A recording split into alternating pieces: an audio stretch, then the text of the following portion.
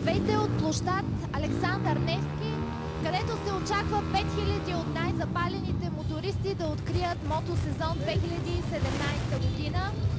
Други 15 000 се очаква пък да станат част от събитието, което тази година е под надслов "Не на агресията по пътя". Шествието ще премине по традиционния маршрут от площад Александър Невски по улица Оборище, булевард Васил Левски, алея Яворов, булевард България, Черни връх, където от булевард Пушкин до пътен възел Бояна едната лента на движението ще бъде затворена. Чувате зад мен свистене на гуми, удари на барабани. Всичко това е част от невероятната атмосфера на площад Александър Невски, където се открива мотосезон 2017 година. Какъв мотор карате? Кавасаки Вулкан. От колко време? От 2013. За кой път вече сте на мотосезон? Ами на мотосезон на откриването за първи път идвам с мотора. Първи път. Това ми е първи сезон. Обикновено не обичам да се бутам в навалицата, но този път реших да дойда. Само в България ли сте карали или имате опити в чужбина? Ами за толкова кратко време само в България за момент.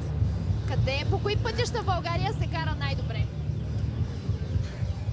Това е много интересен въпрос. Когато искаш да отидеш от точка А до точка Б, не те интересува какъв е пътя, стига да не е черен. На мен ми се е случвало да карам и по страшни камъняци, така че когато стигнеш до камъка, трябва да минеш, защото не можеш да останеш там. Тази година мотосезона се провежда под надслов "Не на агресията по пътя". Как мислите, българският шофьор пази ли мотористите? Променила ли се културата му? Знаеш, това е интересен въпрос, защото "Не на агресията по пътя" не се отнася само за мотористи и шофьори. Не трябва да се делим на мотористи и шофьори, трябва да се делим на шофьори като цяло. Независимо дали човек кара само автомобил или колело, или мотор, или ролкови кънки, той трябва да спазва правилата, независимо от това къде се намира. Който спазва правилата, тогава няма да има агресия. Имали ли сте вие някаква опасна ситуация? Ами, с мотора винаги съм в опасна ситуация. Винаги внимавам кой седи от дясно, кой седи от ляво, кой е отпред, колко бързо ще спре. Винаги пазя дистанция. Човек трябва и да се пази себе си. Добре.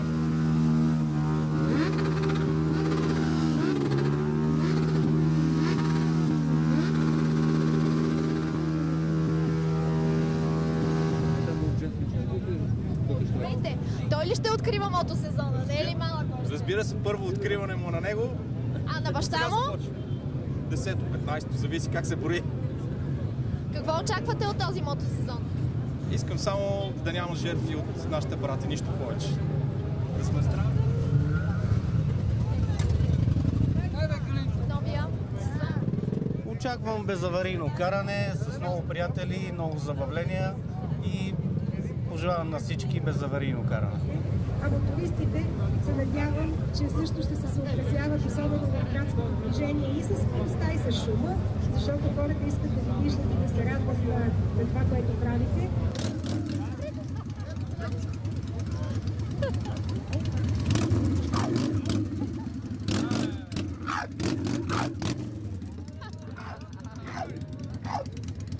Любители на мотори от цялата страна са тук, за да станат част от мащабното събитие тази година.